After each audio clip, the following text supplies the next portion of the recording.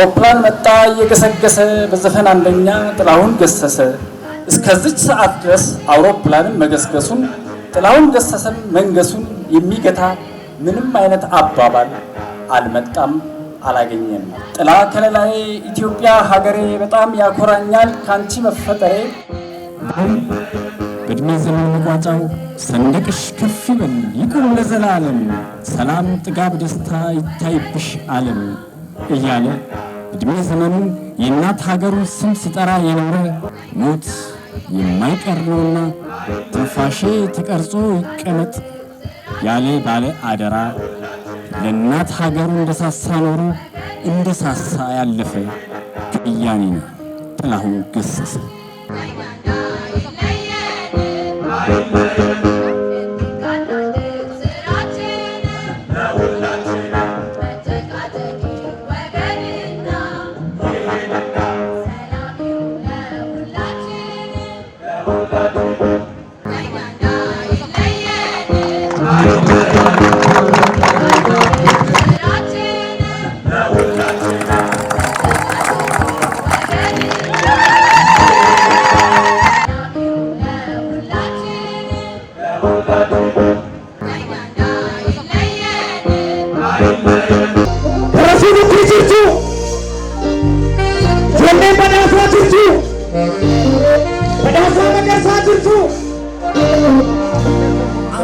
Bacholoni nego aboko imamara chisa abaye ko barana moji abaye sinna sasa chisa abaye wore ingilizi aboko tamaru abaye wore ingilizi abaye rotina tamaru aboko sifike batuzo abaye tamaru aboko sifike batuzo abaye jaruna abar eda sinangala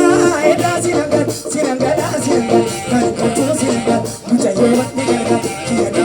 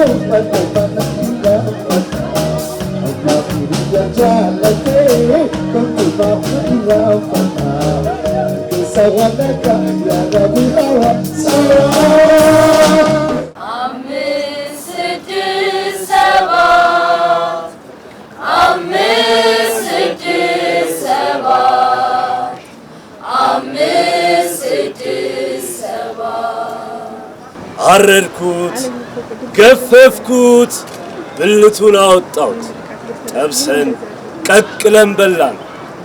ወጥ እንዳይሆን እንጀራ የለም፣ ቋንጣ እንዳይሆን ቶሎ ጨረስን። ሲሳይን የመጨረሻ ወዳጃችንን ለሰይጣን ሆድ ሰዋውት።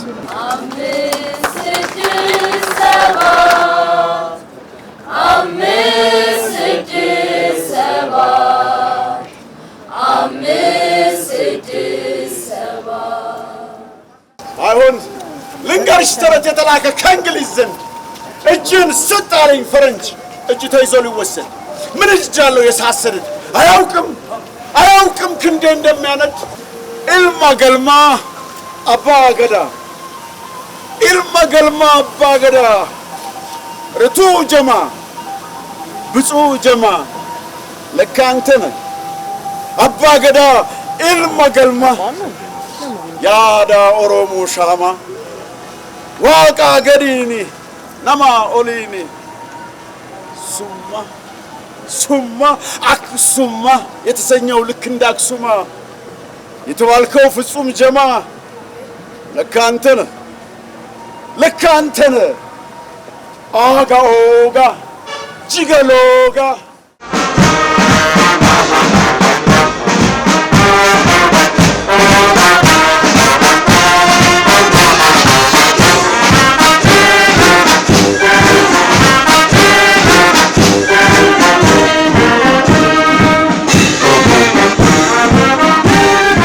እንኳን ለ85ኛው የአርበኞች ድል በዓል በሰላም አደረሰን አደረሳችሁ።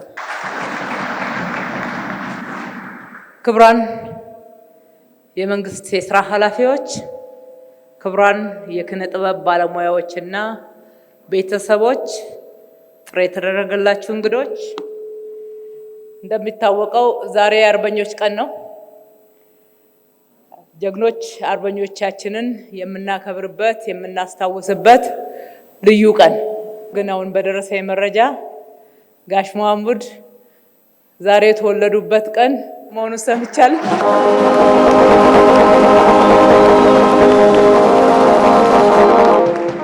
የሚደንቅ ዜና ስብሐት ገብረ እግዚአብሔር የተወለዱበት ዛሬ እንደሆነ ሰማሁ።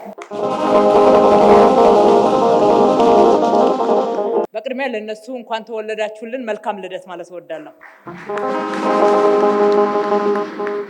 ሀገር በልማት ስራዎች፣ በድንበር፣ በሰንደቅ ዓላማ፣ በህግ ብቻ አትገነባም።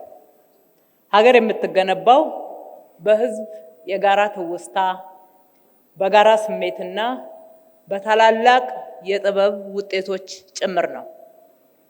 ዛሬ እዚህ የተሰበሰብነው ሀገራችን ኢትዮጵያ ጠቢባን ልጆቿን የምትሰጠውን የላቀ ክብር ልንመሰክር ልናሳይም ነው።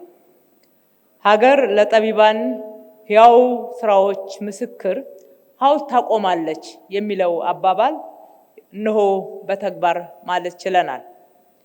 ይህ እውነት ዛሬ በቆሙት የሀገር ባለውለታዎች ታላላቅ የጠቢባን ሐውልት በአዲስ አበባ ከተማችን ሀገርን በማቆም በኩል እናንተም ትልቅ አስተዋጽኦ አድርጓችኋል ብለን ለምርቃት በማብቃታችን እጅግ በጣም ደስ ይለናል። የጥበብ ሰው ሲያልፍ ስራው እንደ ፀሐይ የደመቀ ይኖራል።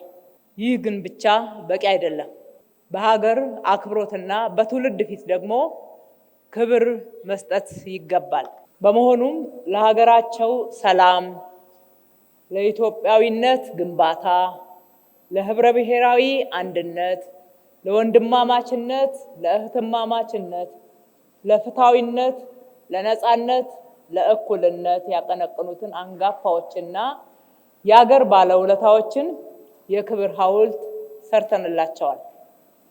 ዛሬ ሐውልት የተገነባላቸው የጥበብ ሰዎች ከስራዎቻቸው ጥቂቱን እናስታውስ እንኳን ብንል ሎሬት ጸጋዬ ገብረመድኅን በቋንቋና በፍልስፍና የገነቡት የኢትዮጵያዊነት ግንብ፣ ክቡር ዶክተር ጥላሁን ገሰሰ በዜማው የሳለው የኢትዮጵያዊነት ስዕልና የክቡር ዶክተር መሐሙድ አህመድ በሙዚቃው ያቀነቀነው የሰላም ጥሪና የትዝታ ኃይል፣ አሊ ብራ እናታችን አንድ ናት ፈጣሪ ሳይለየን ማን ነው የለያየን እያለ ያሰረጸው የወንድማማችነትና የእህትማማችነት ስሜት ስብሐት ገብረ እግዚአብሔር በጽሁፉ የፈታው የሰው ልጅ ውስብስብ ማንነት ሃጫሉ ሁንዴሳ በዜማው በልዩ ድፍረት እንደ እሳት ያቀጣጠለው የፍትህና የነጻነት ትግል ምስጋና የምንቸረው እንጂ አቻና አምሳያ